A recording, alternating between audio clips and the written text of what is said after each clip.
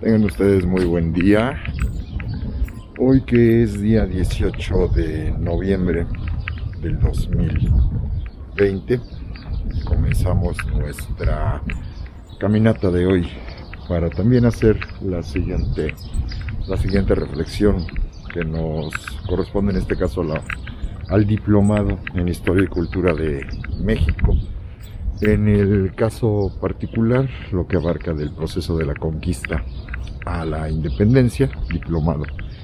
que acabamos de finalizar hace justamente un par de días y que pues los mismos alumnos han solicitado si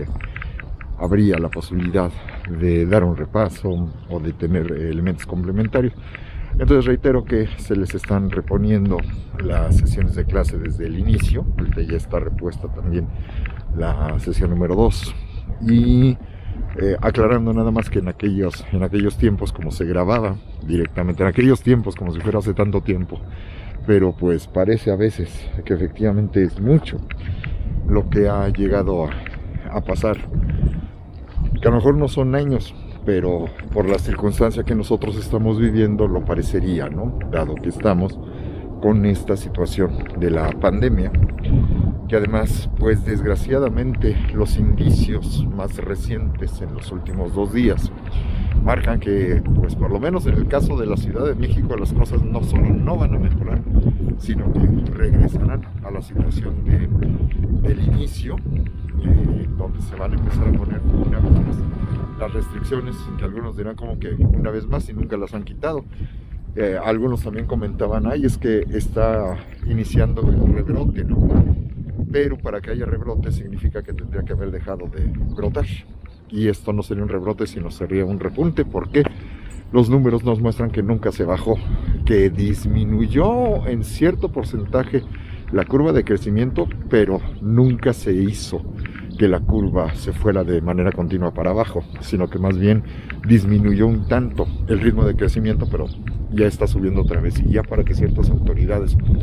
reconozcan que efectivamente hay que tomar ciertas medidas, eso ya es un avance en estos tiempos donde médicos poco profesionales y absolutamente abyectos a las autoridades cuyo único interés es la manutención del poder y de su imagen de incorruptibilidad supuesta, como es el caso del doctor Hugo López-Gatell, al que siempre hay que mencionar por su nombre, por su incompetencia y por su insensatez, falta de sensibilidad y sobre todo la necesidad de defender lo indefendible, que ya había tenido una serie de discusiones previas y de pleitos anteriores a esta situación que vivimos con la doctora Claudia Sheinbaum, y que ha llevado a que ya sea muy fuerte el comentario de que en estos próximos días la Ciudad de México nuevamente estará entrando al semáforo rojo con todas las restricciones que esto van a implicar. Entonces, como esta situación no necesariamente está ablandándose y al contrario puede que se vuelva a poner dura, sobre todo en estas fechas en donde entre los huracanes y el frío, pues la situación tampoco está ayudando ni está cambiando a una situación que resulte un poquito más positiva y esperanzadora. ¿Y eso qué significa? Bueno, ahorita pues de entrada por calendario escolar pues vienen las vacaciones, ¿no? Desgraciadamente pues prácticamente la situación de las instituciones educativas que se ha mantenido en esta línea del aislamiento, excepto una escuela. Ayer me enteraba que solo hay una escuela que es patrocinada por Grupo Salinas de Salinas Pliego y que él sí obliga a que esa escuela se mantenga abierta, como también se tenga que mantener trabajando sus tiendas de Coppel y las cosas derivadas de Banco Azteca y toda esa serie de cosas por este animal, porque no es otra cosa, es además pseudo empresario. Los empresarios de verdad se preocupan por sus empleados, no, lo único que le interesa, tener el poder, mantener el prestigio, entrecomillado, que ha ido construyendo en este tiempo, y también una total y absoluta abyección al gobierno de que ahorita está en el cargo, y que desgraciadamente pues ha sido un pésimo ejemplo al momento de ser la única institución que se ha mantenido con autorización de la Secretaría de Educación Pública funcionando,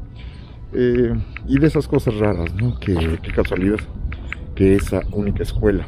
relacionada, reitero, con el grupo Salinas de Salinas Pliego, es la única abierta con autorización, porque el secretario de Educación Pública, it happened to be, resulta que él fue durante 10 años empleado justamente de Ricardo Salinas Pliego, en el caso de Esteban Moctezuma. O sea, mientras no haya manera de ponerles un alto, aunque la cruda realidad es la que les está dando el zape a este tipo de personajes que se supone que son nuestros gobernantes, pues desgraciadamente las cosas no van a mejorar, ¿no? Entonces, bajo esos lineamientos se suma el problema de que nos estamos además acercando al invierno, y las posibilidades de una mayor preservación del virus, del SARS-CoV-2, como es el nombre que tiene el virus, y la enfermedad pues es el COVID-19, en invierno pues se hacen mucho más fuertes, ¿no? Ante esta situación, el poder regresar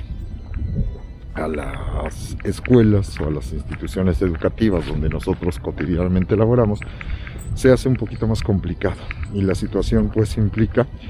que redoblemos el compromiso de las materias en línea, además de que pues también tengamos que redoblar los esfuerzos de los cuidados por las enfermedades de las vías respiratorias, que ahorita pues desgraciadamente a los médicos se les van a venir también a muchas personas que van a creer que ya les dio el COVID, cuando en realidad es una gripita simple o es una neumonía, cuando uno no se está cuidando bien, o también ya se nos olvidó que no ha dejado de existir el virus de la influenza, ¿no? Entonces esto a mí me llegó a pasar de recién ocurrido el encierro, ¿no? En una ocasión, creo que fue la primera en la que pude salir abiertamente, y cuando regresé con muchas ganas de estornudar, con mucha picazón de la nariz, y pues sí me llamó la atención, porque lo único diferente que hice fue salir al aire libre y tomar el carro y viajar un poquito más lejos de la casa, ¿no? Entonces esto sí me llevó al punto, cuando yo seguía estornudando y estaba moqueando, a llamarle a mi médico y preguntarle: mire doctor, pasó esto, lo otro, de más allá, no quiero ser alarmista ni quiero salir de a gratis por una situación que no sé si sea de emergencia, pero pues usted me recomienda, ¿no? Y él me dijo el problema, estamos hablando del mes de abril más o menos, me dice: el problema es que pues recién acaba de iniciar la primavera,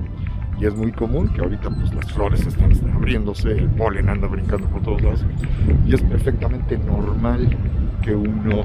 empieza a tener como pequeñas alergias, ¿no? Porque se están abriendo las flores, así de sencillo, ¿no? Entonces nada más se ponga atención a los detalles, cheque que no pase ya de ciertos síntomas, y efectivamente no pasó de ahí. Pero en el momento, cuando uno no sabe, cuando uno desconoce, cuando uno no tiene conciencia plena, pues evidentemente uno se queda con la duda de lo que le pudiera estar pasando, ¿no? Entonces imagínense ahora que viene el invierno, y hoy justamente sí se sintió un bajón muy notable en la temperatura que estamos teniendo acá en la zona del Valle de Toluca, los alrededores, en nuestro caso la zona de Metepec, ¿no? Entonces, como esta situación no está cambiando, pues sí tenemos que hacer, cosa que compartía con mi coordinadora de la Ibero, Laura Camila, la situación de que ahorita yo noto que hay muchos de mis chavos. No es tanto en el caso de los adultos, no es tanto en los del diplomado de la náhuatl, o los diplomados de la náhuatl, sino más bien cierto desánimo y cierta desesperanza con mis chavitos, sobre todo los de primer semestre. Ayer fue muy notorio en mi clase de problemas contemporáneos del mundo, y ya ciertos tonos en donde así, pues, ay, prof, ¿cómo nos recomienda que cuando tengamos la posibilidad salgamos de intercambio si no podemos salir de nuestras casas, ¿no? Pero ya con un tono así que, híjole, sí, yo sí sentí bien feo por el tono en el que lo dijo el jovencito que me hizo el comentario, ¿no? Entonces es necesario que sí tratemos de levantar el ánimo, tratar de distraer positivamente, no de distraer diciendo que todo va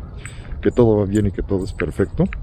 a través de lo que a nosotros nos toca, que es la educación. Y por eso, en el caso de lo que a mí me corresponde en este momento,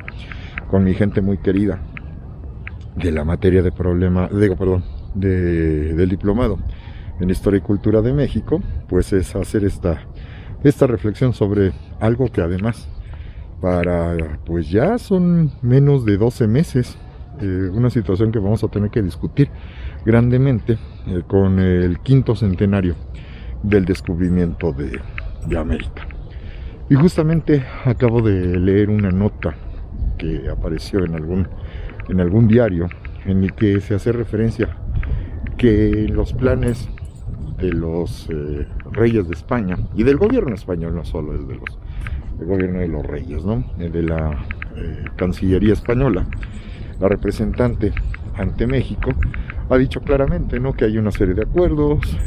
que se están tratando de confirmar o de armar con México. Uno de ellos es la firma de un equivalente a tratado de libre comercio, pero ya con ciertas naciones europeas, pero que deja muy clara la postura de que en ningún momento está planeado que el gobierno español solicite perdón a México por los 500 años de la conquista, ¿no? Eso sí lo dejó muy, muy, muy claro, que ya en el año de 1992, lo que yo siempre he estado diciendo, hubo un acercamiento en aquel entonces con el gobierno de Carlos Salinas de Gortari, al que le correspondió la conmemoración, y los reyes de España, cuando todavía era el rey Juan Carlos I y su esposa la reina Sofía, ellos viajaron a México, inclusive tuvieron una ceremonia protocolar que les llevó a Oaxaca, en donde especificaron, ¿no?, su acuerdo por tratar de acercarse, ahora sí que el tratar de reconocer mutuamente la importancia tanto de la corona española como de los grupos indígenas, y tener un acercamiento positivo en ese plano. Eso ya se ha hecho. El problema es que una de las intenciones que tiene el gobierno actual es quedar ellos como los protagonistas, y en un momento determinado, si tanto el Papa como el rey de España, actualmente ya Felipe VI, el hijo de Juan Carlos I, hicieran esta solicitud de perdón a los grupos indígenas, específicamente mexicanos, porque ahora ya no hablamos del descubrimiento de América, sino de la caída de México Tenochtitlan, el que quedaría como el perdonavidas es el gobierno actual, porque además habría que recordar que este acercamiento que llegaron a tener en épocas previas, pues fue con el gobierno neoliberal de Carlos Salinas de Gortari, cosa que para la gente de este gobierno es absolutamente imperdonable, ¿no? Para ellos todo, absolutamente lo que ha pasado antes que ellos ha sido total y absolutamente negativo. El 100% es malo, y ellos son perfectos. Entonces estos son de estas situaciones que a uno le irritan y le molestan bastante, porque nos muestran no necesariamente un desconocimiento de lo que ocurrió en épocas anteriores. No es que no sepan, sobre todo una persona que en este caso es el presidente de la República, que por lo que a mí me ha tocado revisar, aunque yo no tengo un interés específico en conocer los detalles ni de su vida, ni de muchas de las cosas a las que él le ha tocado vivir.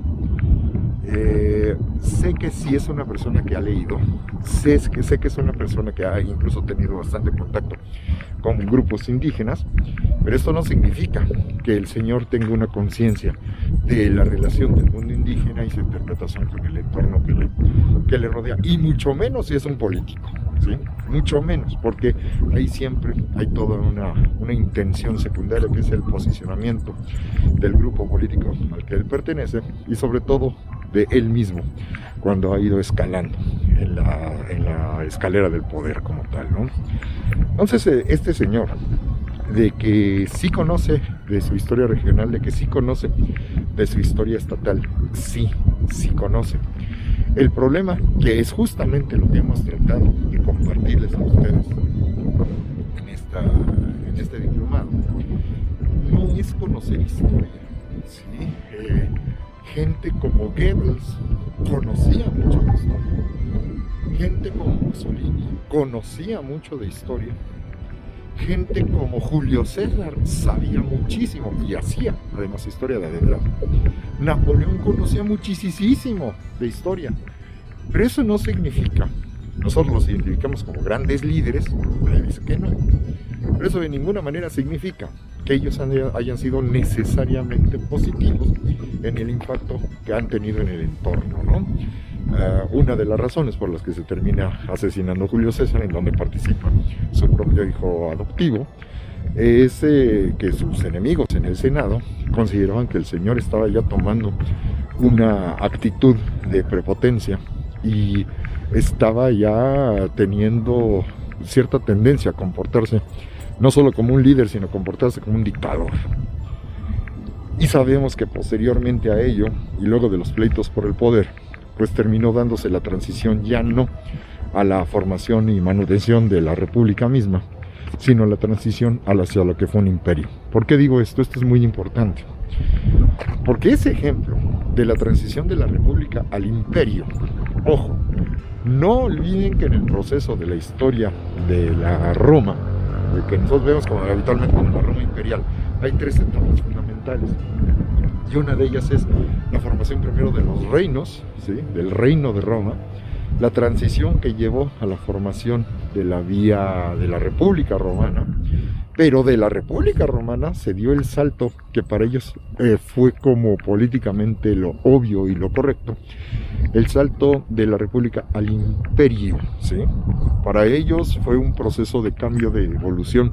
de no volver a caer en la situación del realismo de una corona con un soberano llamado rey, sino en este caso de un imperio que sería asesorado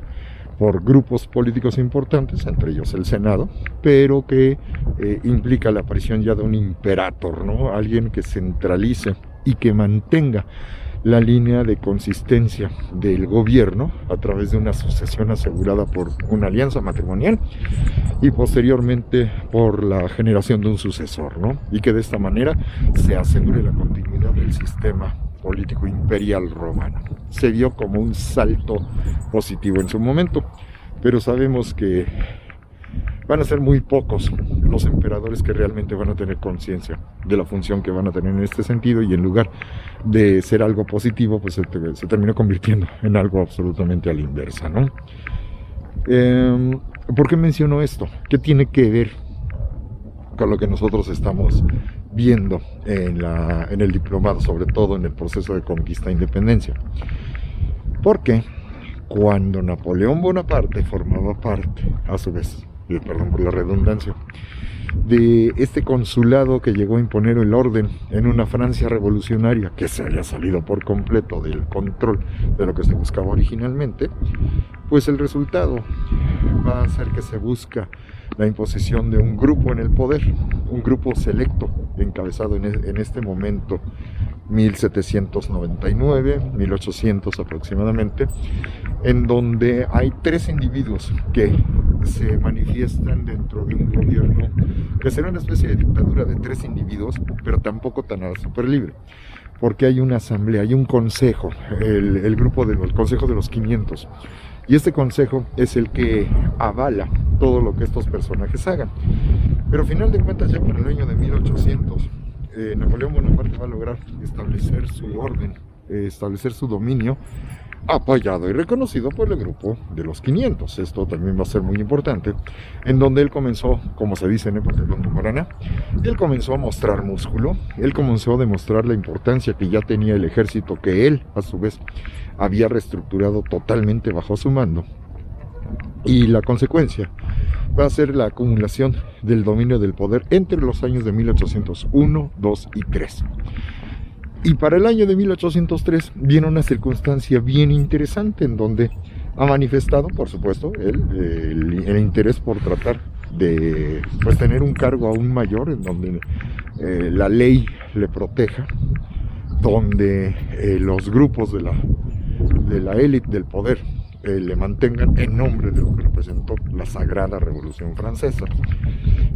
pero que le dé una mayor autonomía de decisión y mantenga la estabilidad de lo que para ellos es la transición natural de lo que fue primero un reino del que se deshicieron del soberano,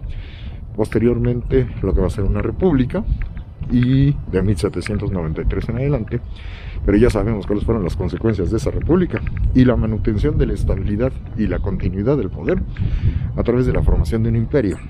Creo que ya notaron que hay cierto paralelismo justamente con la cultura romana, y se los digo porque Napoleón también conocía de historia, la gente que le rodeaba también conocía de historia, y utilizaron la misma ya en su interpretación para justificar la formación de un imperio. Nada más con la pequeña diferencia de que vamos a preguntarle al pueblo, ¿no? Y por eso la aparición del famosísimo plebiscito. Sí, pero un plebiscito amañado. La ley ya se había modificado, ya se habían puesto de acuerdo con las élites del poder, que por los cabildeos que él estuvo haciendo y los intereses también de estos grupos políticos, dieron como consecuencia que se le fuera a ofrecer que él, haciendo todo este montaje, hace el planteamiento de sí lo acepto siempre y cuando se haga un plebiscito al pueblo para preguntar. Pero si nos ponemos a revisar las fechas en las que se empezaron a hacer las modificaciones, primero es el acuerdo entre los representantes de los grupos del poder y Napoleón. Después es la modificación de la ley entre los representantes senatoriales o del gobierno. Y posteriormente, ya casi al final, cuando ya esto había sido plenamente aceptado legalmente, pero acuérdense que no existían los medios de comunicación, ni los de comunicación social en aquella época, como para que el pueblo supiera que se les está preguntando, pero el paso ya está dado. Es nada más avalar y también tratar de encontrar que los votos sean positivos y no contar los negativos. ¿El resultado cuál es? Napoleón justifica de esta manera su coronación como emperador ya para el año de 1804. Esto, evidentemente, si estamos hablando de los años de 1804, de 1805 y que nos lleva hasta el año de 1808, nos permite entender las consecuencias que se tuvieron cuando Napoleón comenzó a expandir su bloqueo hacia los que se oponían total y absolutamente, que es el caso de Inglaterra, ¿no? Y que otros grupos de poder de otros lugares, como es el caso de España, también cayeron algunos de sus líderes locales en la abyección ante la impotencia de podérsele poner el brinco a Napoleón Bonaparte. Y esto, pues la consecuencia más importante va a ser que lleva a una serie de pleitos y broncas de las que ya hablamos bastante, en la que se considera que literalmente España ha sido vendida a Napoleón Bonaparte y comienza el proceso de resistencia ante el paso de las tropas francesas de Napoleón con el pretexto de invadir Portugal, sí, pero con la autorización de un personaje totalmente abyecto que está cuidando sus propios intereses políticos, económicos y personales, como fue el caso de Manuel Godoy. Esto nos permite entender el manejo y el uso de la política para situaciones que no tienen absolutamente nada que ver con los intereses de los cuidados de la población, ¿no? Sino el cuidado de ciertos grupos que buscan mantener el poder y mantener sus cotos de privilegio. Esa es la parte que nos correspondió ver en la última etapa, en el proceso de la independencia. Y lo más importante es este uso de la historia para registrar no lo que pasó, sino lo que significa en la interpretación contemporánea para justificar lo que estamos haciendo en época contemporánea. Volviendo al caso, en esta situación de lo de la conquista, la llegada de los españoles, ¿no? y la sucesión de expediciones que reiteramos que van a comenzar formalmente. No vamos a discutir que si ya había llegado antes algunos otros personajes, como uno de los hermanos es Vicente Yáñez Pinzón, que es el caso, y que si ya habían llegado a la península y que si ya habían tratado de establecer alianzas. No vamos a discutir eso. Históricamente sí pasó, pero no tuvo una mayor trascendencia por otra serie de situaciones que no tienen nada que ver con lo que viene a posteriori. El chiste es que las pretendidas expediciones de antes de 1511 no pudieron llevarse a la práctica para establecer ni un dominio, ni un territorio colonial, ni una situación de conquista como nosotros lo entendemos, por diversas razones ajenas. Lo que sí va a empezar a marcar el camino es una de estas exploraciones que están tratando de encontrar justamente las rutas para saber cómo y dónde, encontrar dónde están estos posibles lugares que les permitan dotarse de aquella situación de poder que se está viviendo en el caso de los españoles, ¿no? Y esto da como consecuencia que vengan las expediciones formales, las oficiales que nosotros identificamos y reconocemos como las que generan ya este inicio del proceso de la independencia, pues, propiamente como solemos identificarlos nosotros, de la Nueva España, ¿no? Y esto, reiteramos, nuestras fechas claves. Un segundito. Nuestras fechas claves van a ser a partir del año de 1517. ¿Por qué? Las famosas 3 expediciones: Hernández de Córdoba, Juan de Grijalva, y la que a nosotros nos incumbe más, que es el caso de la de Hernán Cortés, ¿no? A partir de estas 3 expediciones que ya establecen una línea continua de investigación, de exploración y de primeros contactos de manera ya corrida con los habitantes de las regiones de la península de Yucatán, del territorio de Tabasco y de lo que posteriormente identificamos como el sur de la zona de Veracruz, pues esto nos termina permitiendo entender por qué hablamos de este proceso y no de los anteriores, porque estos sí son los primeros que van a dar resultados y dejan registros. Y aquí es donde viene la parte importante, es donde entra todo lo relacionado con la dichosa historiografía, sobre lo que yo les he insistido mucho. Porque en esta historiografía nosotros hemos aprendido a observar que no importa tanto el hecho, sino la forma en la que se narra. Y entender que en aquellas épocas lo más importante era la narración que la veracidad de los acontecimientos. Y esto va a ser muy curioso porque tendríamos que hacer una diferencia entre lo veraz y lo verídico. En el caso de lo veraz es lo que ocurrió en la realidad. Verídico sería el proceso de interpretación de lo que ocurrió en la realidad. Y aquí es en donde viene el tercer concepto, que sería el más importante: la verosimilitud. Nosotros insistimos mucho en el posgrado, tanto en la maestría como en el doctorado, en la importancia de hacer esta diferenciación. Aquí son bien importantes las clases de uno de los profesores que les menciono menos a ustedes, no porque sea él menos importante o menos importante su materia, sino por la situación en la que hemos de entender que la historia, la mayor parte del tiempo, la historia occidental específicamente, entre los siglos que abarcaría desde el V a.C. hasta literalmente el siglo XVIII, lo que importa no es lo veraz, lo que importa no es lo verídico, sino lo que importa es lo verosímil, ¿sí? Ojo, lo verosímil, lo que se parezca más a la verdad. Porque inclusive, aunque nosotros tratemos de mostrar las cosas en la realidad cruda tal y como estas son, cosa que sí pueden hacer las ciencias duras, en el caso de la historia o de las humanidades en general, nosotros no podemos hacer eso, porque nosotros no podemos reproducir las mismas condiciones en un laboratorio para generar los mismos hechos, acontecimientos a través de productos físicos o químicos. Las humanidades no funcionan así, no pueden ser ciencias duras. Pero eso no significa que no haya observación, que no haya investigación, que no haya apoyo documental, etc. Pero lo que nosotros reproducimos cuando estructuramos la narración es visto desde otro contexto que no puede reproducir las condiciones originales. El ejemplo nos lo ponía muy claramente el doctor Luis Vergara en materias como historia de la ciencia, y una de ellas era: si yo quiero hacer un mapa de México original, nosotros siempre hacemos mapas a escala, ¿sí? No podemos hacerlo en tamaño original, porque si tuviéramos que hacerlo copia exacta, idéntica del original, de entrada necesitaríamos un papel del tamaño del territorio nacional para poder hacer una calca. Y aún así estaríamos retratando un momento, ¿no? El momento que haces la calca, donde se encuentran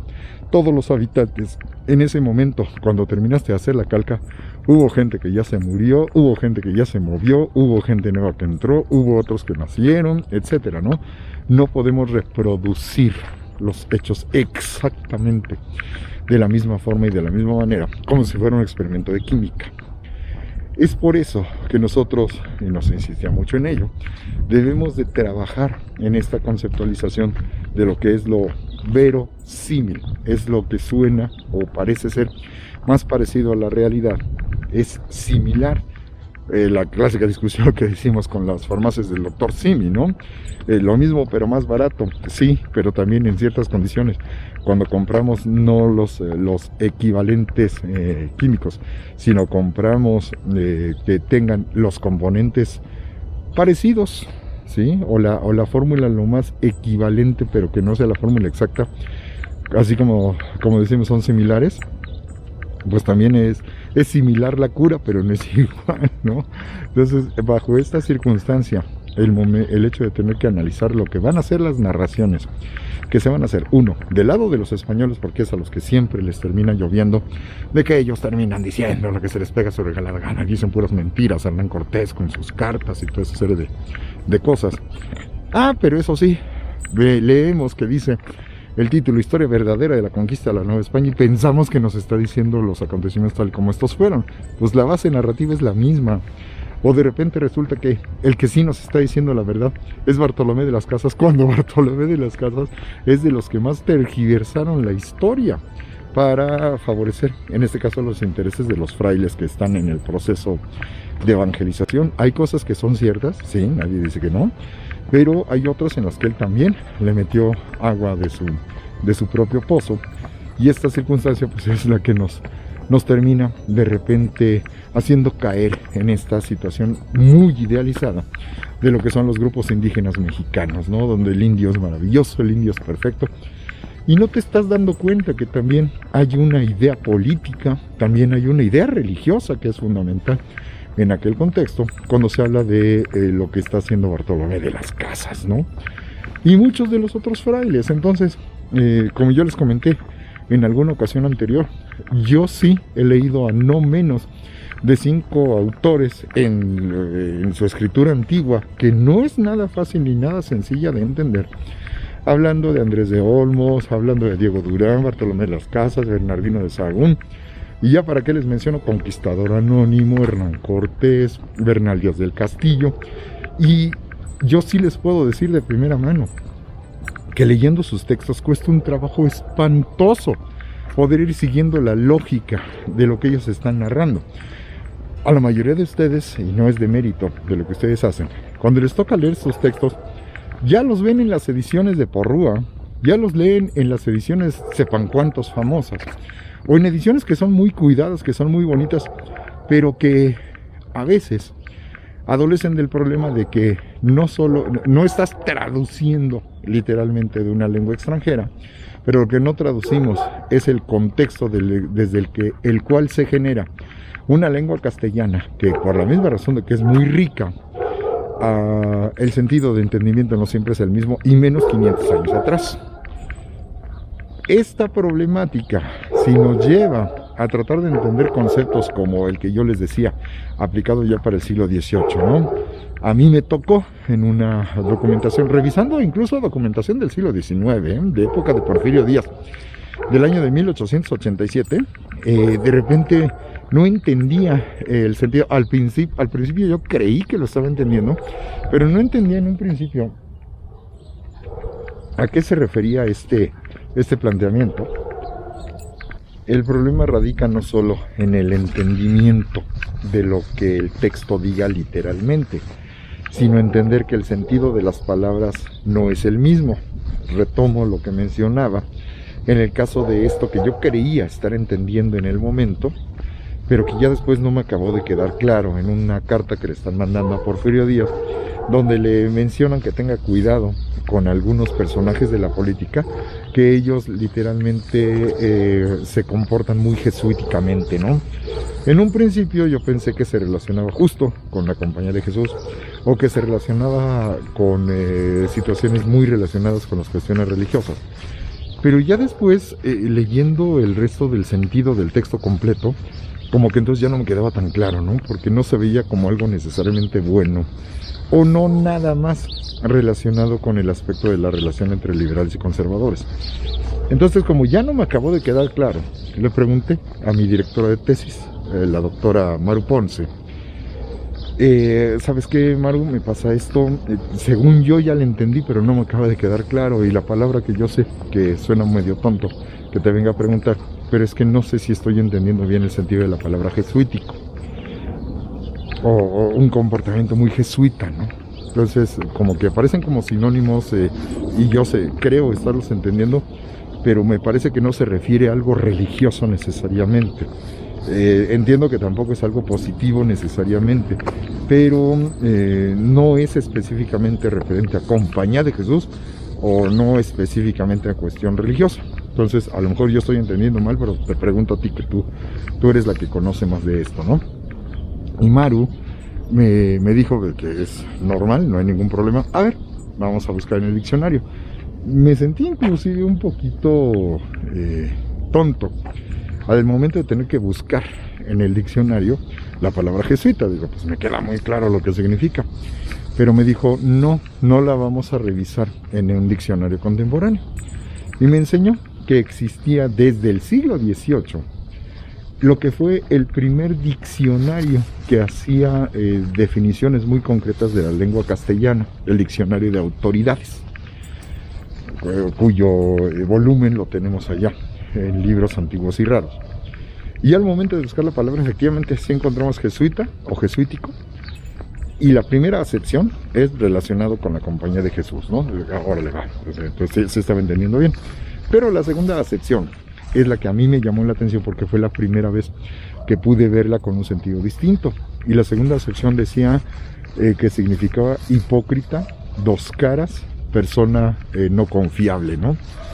Y ahí adquirió sentido todo lo que yo estaba leyendo. Le estaban acusando a la persona referida en el documento carta a Porfirio Díaz, que era un hipócrita y que no debía de confiar en él. Y ahí es donde ya entendí que sí, efectivamente no tenía que ver con los jesuitas y no tenía nada que ver con la cuestión religiosa. Y esto, pues obviamente ya cuando tú te das cuenta que hay palabras que no se quedan con un contexto original y unívoco, van adquiriendo nuevos sentidos conforme va pasando el tiempo. Y si tenemos además intenciones políticas o preferencias económicas o actitudes de resaltar lo que nosotros vemos como lo entendemos en nuestra perspectiva, pues entonces adquiere una lógica muy diferente. Cuando nosotros nos damos cuenta que sí, el señor presidente de la República actual sí es una persona que ha leído mucho, sí es una persona que ha viajado mucho al interior del país, es una persona que sí sabe, que sí conoce de historia, sí, nadie lo niega, eso es cierto, ahí no están mintiendo. El problema no radica en el que no haya leído e incluso hasta escrito libros de historia. El problema radica en el sentido que él le da a lo que él está interpretando. Y aquí se viene otra situación que también es altamente peligrosa desde el ámbito de lo académico. ¿Por qué? Porque su segunda esposa, la doctora Beatriz Gutiérrez Müller de López, estrictamente hablando, ella es historiadora, y ella, si mal no ubico, su doctorado es justamente en historiografía, y en historiografía del siglo XVI. Para mi sorpresa, cuando ella presentó su tesis doctoral, que se terminó elaborando como libro, para mi enorme y desagradable sorpresa, uno de los presentadores y comentadores fue mi propio maestro, el doctor Alfonso Mendiola, y ahí sí me quedé de a 6 porque dije, ah, caray, o sea, me quedó muy claro que la señora sí ha trabajado el tema. Lo que a mí se me hizo muy extraño es que Alfonso se prestara a este tipo de situaciones a sabiendas de cómo tienden a estirar la historia estas personas cuando hablan de este tipo de temáticas. Y bajo esta circunstancia, pues ya me quedó la duda no del hecho del conocimiento. Si la señora además escribe lo que tenga que ver con la historiografía de Bernal Díaz del Castillo, pues me queda muy claro que Alfonso es el especialista. El problema no es la investigación, el problema son las conclusiones a las que termina llegando, que además qué casualidad, ¿no? Esta señora es la que viaja en nombre del presidente de la República, diciendo que ella no es primera dama, que ese cargo fue nada más pura ostentación y que ella no lo acepta. Pero las actitudes y las funciones que cumpliría una primera dama, ella las está llevando a la práctica, al momento de viajar a Austria, al momento de viajar a España, al momento de viajar a Roma, y fungir como interlocutora oficial y no oficial al mismo tiempo, para seguir insistiendo en el punto de que España tiene que pedir perdón, que el Papa tiene que ofrecer disculpas y que además se gestione el proceso de que se regrese a sus legítimos dueños ciertas piezas como el penacho de Moctezuma dichoso, ¿no? Ya he referido que de entrada del penacho hay discusiones que incluso plantean que ni siquiera es un penacho como tal, que tenía otra función. 2, que no existe manera de comprobar históricamente que efectivamente le perteneció y o menos fue utilizado por el propio gobernante Moctezuma Xocoyotzin, que es con el que se encuentra Hernán Cortés. 3, que no fue robado ni eso ni otras tantas piezas de las que se tiene el registro, porque todo esto lo registraban los españoles, porque esto no formaba parte, no era pertenencia de Hernán Cortés ni de sus seguidores, sino que ellos tenían que entregar esto al soberano, que es el legítimo dueño. Acuérdense que es el sistema de base medieval, no es el sistema monárquico contemporáneo, ni existe, es más, todavía ni siquiera existe el absolutismo, está en proceso de construcción, pero todavía no existe. Con un soberano que es nuevo en el poder. Recuerden que cuando viene la expedición, acaba de ser poco tiempo antes nombrado rey en funciones Carlos I de España, y le va a tocar durante el proceso de la conquista ser coronado emperador del Sacro Imperio Romano Germánico, como Carlos V. Por eso lo tenemos con 2 números diferentes, porque son territorios distintos sobre los que está gobernando. Ya de entrada, yo recuerdo que cuando comencé a platicarles esto, había mucha gente a la que luego le brillaron los ojitos, ¿no? O que les salió el signo de interrogación, se pusieron cara de what, literalmente, porque conocemos la historia tan superficialmente que no sabemos cómo está la situación política en Europa en aquel contexto, o pensamos que en Europa se están comiendo las uñas, ¿no? Esperando que lleguen las noticias, siguiendo los detalles de la conquista de estas tierras, ¿no? Porque todo el mundo está pendiente de Hernán Cortés. La mayor parte de la gente no sabe quién es Hernán Cortés, ni les interesa lo que esté pasando de este lado. Eso también de los medios masivos de comunicación y todo esto es una invención de muchos pseudoescritores, pseudointelectuales o pseudoinvestigadores a lo largo, sobre todo, del siglo XIX en adelante, que atribuyen características del mundo contemporáneo a las épocas antiguas, cuando antes esto ni siquiera lo tenían en mente, no existía. Nada más para que ustedes se den un quemón, ¿no? Para que ustedes se den una idea de lo difícil que es manejar esta serie de cosas. Y si además nos percatamos que la propia esposa del presidente es escritora, es especialista en el tema, pues uno confiaría de manera automática, ¿no? La señora sí sabe. Yo no digo que la señora no sepa, incluso ella tenga a lo mejor hasta más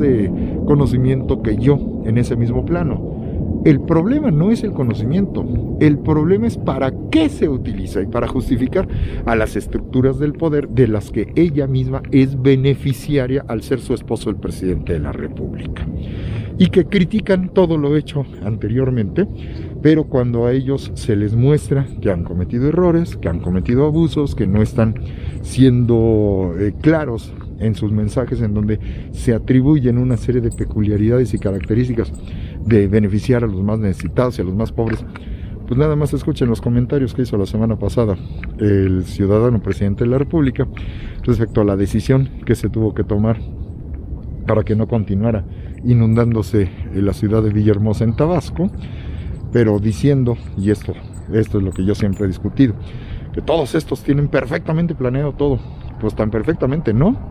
porque se echaron encima, sobre todo a la población de las clases más bajas, al momento que el presidente dice que a lo mejor tuvo otra intención, pero la manejó pésimamente mal ante la Cámara, al momento de decir tuvimos que inundar otras regiones como la zona de Centla, y tuvimos que permitir que se inundara esta región donde están los más pobres y los más necesitados. A lo mejor él quiso justificar de que tenía conciencia de lo que estaba haciendo, sí, nada más que la forma en la que se terminó entendiendo, resulta que ahora los pobres y los más necesitados son a los que no les está poniendo atención o a los que no está atendiendo y no está ayudando con tal de salvar la ciudad de Villahermosa. Y las reacciones que nosotros estamos viendo que tiene la gente que vive en la zona es de nuestro presidente nos ha abandonado, ¿no? Hay un video circulando ahorita de un señor en la desesperación total y absoluta caminando en la calle completamente anegada, y no de un charquito, sino de estar metido hasta más arriba de la cintura, en donde está diciendo es que nuestro presidente nos falla, si nuestro presidente nos abandonó por completo, ¿no? Entonces, ahí es donde nos damos cuenta, no es el hecho histórico, sino la forma en la que se hace el proceso interpretativo, y eso es con lo que nosotros hemos de tener mucho cuidado cuando tenemos que trabajar todo lo que tenga que ver con el hecho histórico, con el acontecimiento histórico. Y eso es lo que nos permite, cuando revisamos todo lo que ha tenido que ver con conquista e independencia, percatarnos de que no nos sirve de nada, absolutamente de nada, que conozcamos los detalles de los acontecimientos narrativos, que nos sepamos de memoria todas las fechas, los nombres completos, las formas en las que se escribían, si al momento de interpretarlo y traerlo para acá, lo terminamos estirando a una conveniencia contemporánea, a una conveniencia fuera de contexto, que es justo lo que no nos está permitiendo tener criterio y capacidad de análisis, y está generando toda esta división en donde el desconocimiento de la historia y creer que hay gente que sabe y conoce de historia, que no se niega que se sepa. El problema no es que lo sepas, sino que no se utiliza para la formación de criterio, en lo que nos llevaría a que a veces no vamos a estar de acuerdo entre nosotros, pero aprender a respetar, a entender y a tolerar cuando las diferencias son de forma, algunas pueden ser un tanto de fondo, pero permitir que el otro, mientras no afecte a los intereses de otras personas, mientras no afecte a su economía ni a su dignidad como persona humana, hay que ser tolerantes. Pero cuando se están estirando los derechos humanos, cuando se está utilizando el discurso de una manera absolutamente demagógica, cuando se está tratando de sacar raja política para el beneficio de unos cuantos, eso es lo que nosotros no podemos permitir. Y así como se lo reclamamos a Porfirio Díaz, o se lo reclamamos a gente como Benito Juárez, o se lo planteamos a gente como todos los gobernantes del PRI, pues no vamos a dejar de hacer lo mismo con los representantes de Morena, los que no funcionen. Se aplaudirá y se reconocerá a aquellos que estén haciendo honesta y claramente su función. Pero aquellos que lo estén estirando para su propio beneficio, sean senadores, sean diputados, sean representantes, jefes de gobierno, gobernadores, alcaldes, presidentes municipales o el mismísimo presidente de la República, perdón, no podemos seguir tolerando eso, sean del partido que sean, no nada más con el contemporáneo porque sí. Y lo malo es cuando se trata de censurar a los que no están de acuerdo o no estamos de acuerdo con ciertas decisiones que tienen otras implicaciones, sobre todo cuando nos lo quieran vender como un cambio. Acuérdense que los cambios por sí mismos no necesariamente son buenos, ¿sí? Los cambios implican una serie de consecuencias, y el cambiar por cambiar no necesariamente va a dar beneficios a todo el mundo. Esa sería la reflexión de hoy. Que tengan buen día.